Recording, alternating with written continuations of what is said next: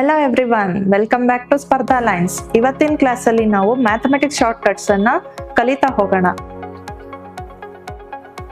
ಮೊದಲನೇದಾಗಿ square of the numbers ending with 5 ಅಂದ್ರೆ 5ರಿಂದ ಕೊನೆಗೊಳ್ಳುವ ಸಂಖ್ಯೆಗಳ ಸ್ಕ್ವೇರ್ ನಂಬರ್ ಅನ್ನ ಹೇಗೆ ಕಂಡುಹಿಡಿಯೋದು ಅಂತ ಇವತ್ತಿನ ಕ್ಲಾಸಲ್ಲಿ ತಿಳ್ಕೊಳ್ಳೋಣ. ಮೊದಲನೇದು 15 ಸ್ಕ್ವೇರ್. 15 ಸ್ಕ್ವೇರ್ ಅನ್ನ ನಾವು ಯಾವ ರೀತಿ ಬರ್ಕೋಬಹುದು? 15 ಇಂಟು 15. ಇಲ್ಲಿ ಎರಡು ಸಂಖ್ಯೆಗಳು ಸೇಮ್ ನಂಬರ್ಸ್ ಎಂಡಿಂಗ್ ವಿತ್ 5. 5 5 ಎಷ್ಟು?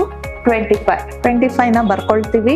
ನೆಕ್ಸ್ಟ್ ಈ ನಂಬರ್ ಅಲ್ಲಿ ಇದಕ್ಕೆ +1 ಮಾಡಬೇಕು. ಅಂದ್ರೆ 1 ಇರೋದೇನಾಗುತ್ತೆ? 2 ಆಗುತ್ತೆ. 2 ಇಂಟು 1 2. ಸೊ 15 ಸ್ಕ್ವೇರ್ ಏನಾಯ್ತು? 225 ಆಯ್ತು. Next example 25 square. 25 ಸ್ಕ್ವೇರ್ ಅನ್ನು ಹೇಗೆ ಬರ್ಕೊಳ್ತೀವಿ? 25 ಇಂಟು 25. 5 5 ಎಷ್ಟು? 25 ಬರ್ಕೊಳ್ತೀವಿ.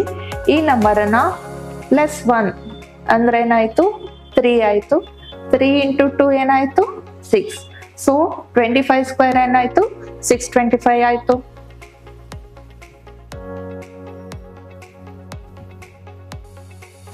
Next 75 square. 75 ನ ಹೇಗೆ ಬರ್ಕೊಳ್ತೀವಿ? 75 ಸ್ಕ್ವೇರ್ ನ 75 ಇಂಟು 75. ಸೊ 5 5 ಎಷ್ಟು? 25. 7 ಇರೋದೇನಾಗುತ್ತೆ? +1 ಮಾಡ್ಕೊಂಡ್ರೆ 8 ಆಗುತ್ತೆ. 8 7s 56. ಸೊ 75 ಸ್ಕ್ವೇರ್ ಏನಾಯ್ತು? 5625. ಇವಾಗ 105 ಇದೆ. ಇಟ್ ಇಸ್ ಮೋರ್ ದನ್ 100 ಇದೆ. ಈ ರೀತಿ 3 ಡಿಜಿಟ್ಸ್ ಬಂದಾಗ ಹೇಗಪ್ಪ ಸಾಲ್ವ್ ಮಾಡೋದು ಅಂತ ವರಿ ಮಾಡ್ತಾ ಇದ್ದೀರಾ? Don't worry. ಇದನ್ನ 105 ಇಂಟು 105 ಮಾಡ್ತೀವಿ. ಸೊ 5 5s ಏನಾಯ್ತು? 25 ಬರ್ಕೊಂತೀವಿ. ಇದನ್ನ 10 ಅಂತ ಕನ್ಸಿಡರ್ ಮಾಡಿದ್ರೆ ಇದಕ್ಕೆ +1 ಮಾಡ್ತೀವಿ. ಅವಾಗ ಏನಾಗುತ್ತೆ? 11 ಆಗುತ್ತೆ. 11 ಇಂಟು 10 ಎಷ್ಟಾಯ್ತು?